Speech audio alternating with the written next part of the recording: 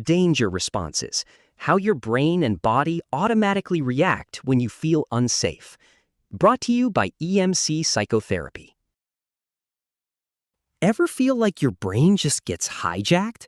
Like you suddenly switch and get angry, or you want to get away or avoid doing something, completely freeze up, or just collapse and shut down, and you don't even know why? This is a breakdown of what's actually happening inside your head. Deep inside your brain sits your own personal danger detector, a tiny structure called the amygdala. Its only job is to scan your surroundings 24/7 for threats. The second it senses stress, anxiety, or conflict, it sounds the alarm. Instantly, your amygdala pulls the plug on your logical, thinking brain and throws you straight into emergency survival mode. It triggers automatic responses designed to protect you. The first mode is fight. For teens, this can look like slamming doors, intense defensiveness, sudden irritability, or picking arguments with the people around you to push them away before they can hurt you. Next is flight. This is the intense urge to get away or avoid doing something. It might look like literally running away, but it also looks like ghosting friends, avoiding your phone, bunking class, skipping a morning meeting, or burying yourself in a screen just to avoid dealing with the situation. Then there's freeze. This is when your brain completely locks up. Like when a teacher asks you a question on the spot and your mind goes completely blank. You want to speak, you want to act, but you literally cannot start.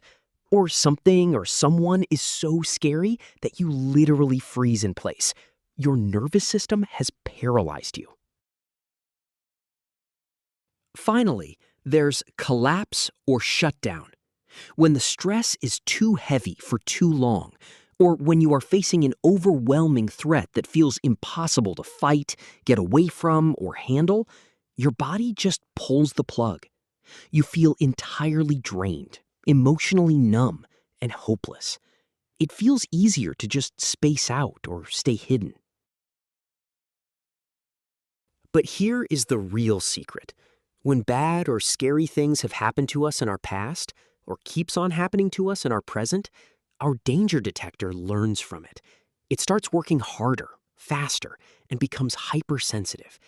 It gets triggered so easily that everyday things that wouldn't normally bother someone else, suddenly set off your internal alarm and throw you into survival mode.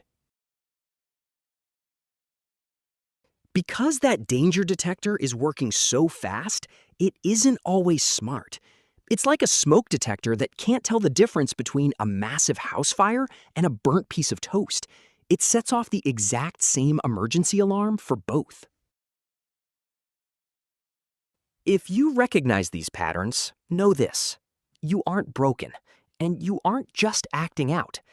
Actually, you're very normal.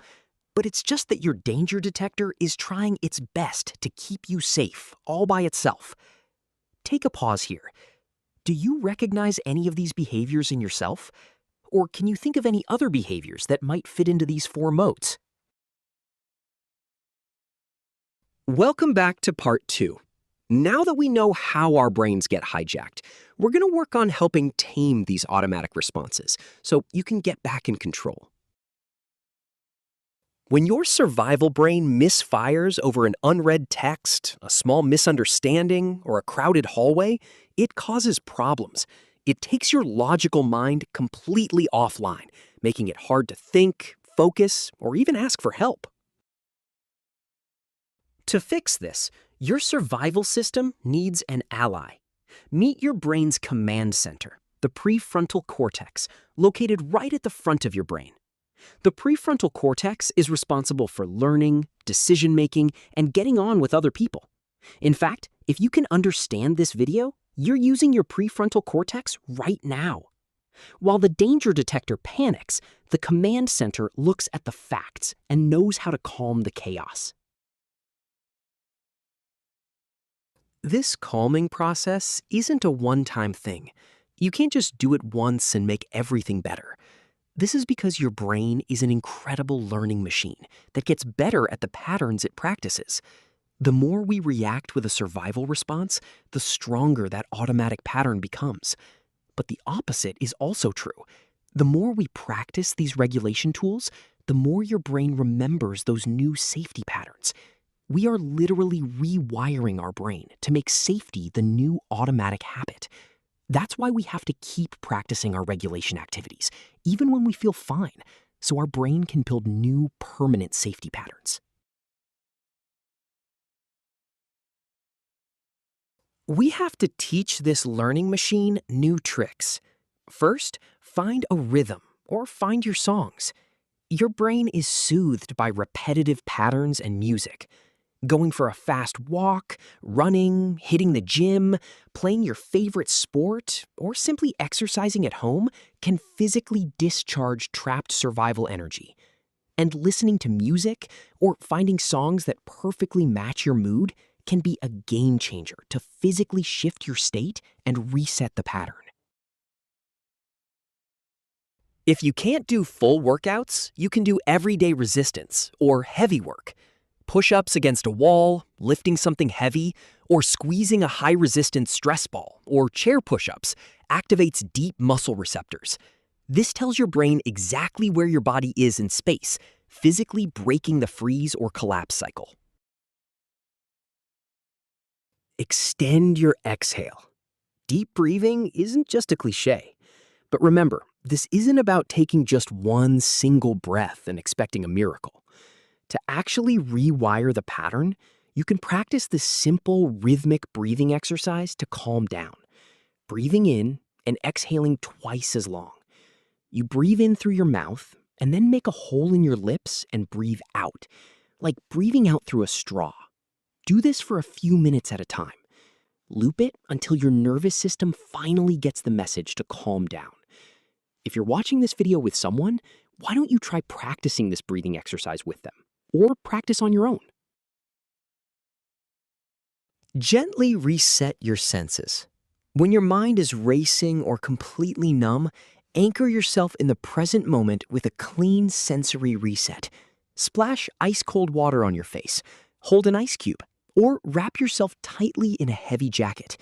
You can also ground your sensory needs by focusing on strong or relaxing smells, like strong mint or lavender, to physically give your brain a clean sensory reset. How do you know if these ideas are helping?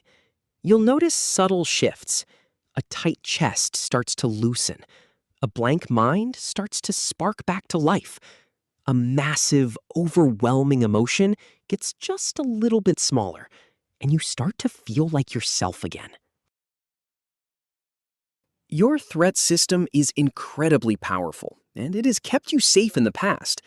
But by learning what works for your unique brain and practicing those good patterns, you get to decide when it's time to step up and when it's safe to step down. You've got this. This has been created by EMC Psychotherapy. Check out www.emcpsychotherapy.com for more resources.